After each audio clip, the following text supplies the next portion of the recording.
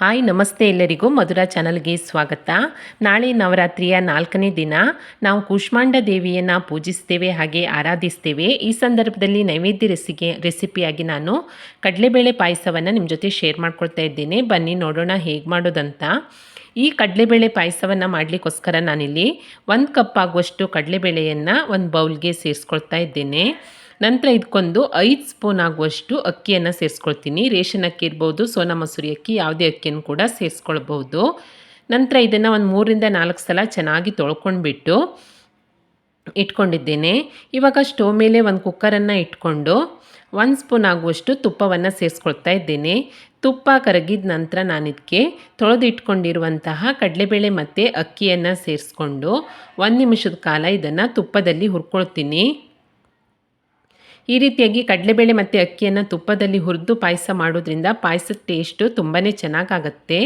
1 ನಿಮಿಷದ ಕಾಲ ಹುರ್ಕೊಂಡ ನಂತರ ನಾನಿಲ್ಲಿ 1 ಕಪ್ ಕಡಲೆಬೇಳೆಗೆ ಒಂದು 3 ಕಪ್ ಆಗುವಷ್ಟು ನೀರನ್ನು ಸೇರಿಸ್ಕೊಂಡು ಕುಕ್ಕರ್ ಮುಚ್ಚಳವನ್ನು ಮುಚ್ಚಿ ಇದನ್ನು 5 ವಿಸಿಲ್ ಕೂಗಿಸ್ಕೊಳ್ತೀನಿ. ಕುಕ್ಕರ್ ಕೂಗುವಷ್ಟರಲ್ಲಿ ನಾವಿಲ್ಲಿ ಒಂದು ಮಿಕ್ಸಿ ಪಾತ್ರೆಗೆ 1 ಕಪ್ ಆಗುವಷ್ಟು ಹಸಿ ಕಾಯಿ ತುರಿಯನ್ನು ಸೇರಿಸ್ಕೊಳ್ತಾ ಇದ್ದೇನೆ. ನಂತರ 1-2 ಏಲಕ್ಕಿಯನ್ನು ಸೇರಿಸ್ಕೊಂಡು ಸ್ವಲ್ಪ ನೀರನ್ನು ಸೇರಿಸಿ ಇದನ್ನು ನುಣ್ಣಗೆ ರುಬ್ಕೊಂಡು ಸೈಡಲ್ಲಿ ಇಟ್ಕೊಳ್ತೀನಿ. ಅಷ್ಟರಲ್ಲಿ ಕುಕ್ಕರ್ ವಿಸಿಲೆಲ್ಲ ಹೋಗಿ ತಣ್ಣಗಾಗಿದ್ದೆ. ನೋಡಿ, ಕಡಲೆಬೇಳೆ ಮತ್ತು ಅಕ್ಕಿ ಚೆನ್ನಾಗಿ ಬೆಂದಿರುತ್ತೆ. ಇವಾಗ ಇದನ್ನು ಆಲೂಗಡ್ಡೆ ಮ್ಯಾಶರ್ನಿಂದ ಅಥವಾ ಒಂದು ಸೌಟ್ನಿಂದ ಲೈಟಾಗಿ ಸ್ವಲ್ಪ ಇದನ್ನು ಮ್ಯಾಶ್ ಮಾಡ್ಕೊಳ್ಬೇಕು. ಇದರಿಂದಾಗಿ ಚೆನ್ನಾಗಾಗುತ್ತೆ ಪಾಯಸ.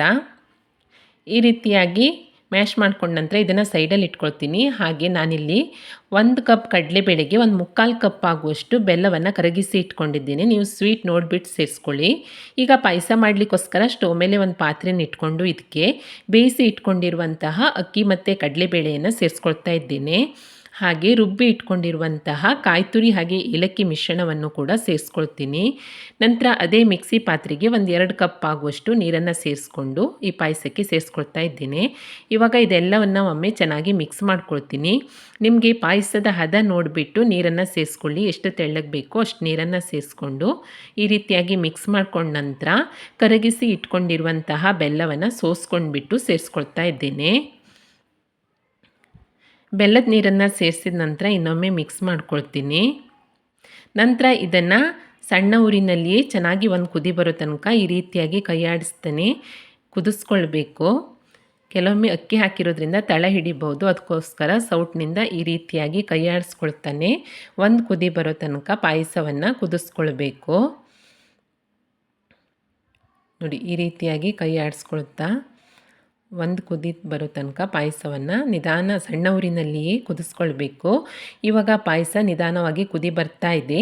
ಈಗ ನಾನು ಇದಕ್ಕೆ ತುಪ್ಪದಲ್ಲಿ ಹುರಿದಿಟ್ಕೊಂಡಿರುವಂತಹ ದ್ರಾಕ್ಷಿ ಮತ್ತು ಗೋಡಂಬಿಯನ್ನು ಸೇರಿಸ್ಕೊಂಡು ಮಿಕ್ಸ್ ಮಾಡಿಕೊಂಡು ಸ್ಟವನ್ನು ಆಫ್ ಮಾಡಿಕೊಂಡ್ರೆ ದೇವಿಯ ನೈವೇದ್ಯಕ್ಕೆ ತುಂಬಾ ರುಚಿಕರವಾದಂತಹ ಕಡಲೆಬೇಳೆ ಪಾಯಸ ರೆಡಿಯಾಗುತ್ತೆ. ತುಂಬಾ ಸುಲಭವಾಗಿ ಮಾಡ್ಕೊಳ್ಬೋದು. ಟೇಸ್ಟ್ ಅಂತೂ ಸೂಪರಾಗಿರುತ್ತೆ.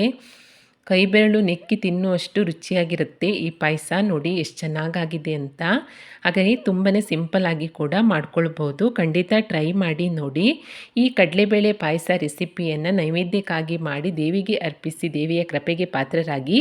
ಹಾಗೆ ಈ ರೆಸಿಪಿ ನಿಮಗೆ ಇಷ್ಟ ಆದಲ್ಲಿ ಲೈಕ್ ಮಾಡಿ, ಶೇರ್ ಮಾಡಿ, ಹಾಗೆ ಕಮೆಂಟ್ ಮಾಡಿ. ಹೊಸದಾಗಿ ನಮ್ಮ ಚಾನಲ್ ನೋಡ್ತಾ ಇದ್ದರೆ ಸಬ್ಸ್ಕ್ರೈಬ್ ಮಾಡ್ಕೊಳ್ಳಿ. ಸಿಗೋಣ ಮುಂದಿನ ನೈವೇದ್ಯ ರೆಸಿಪಿಯಲ್ಲಿ. Thank you for watching.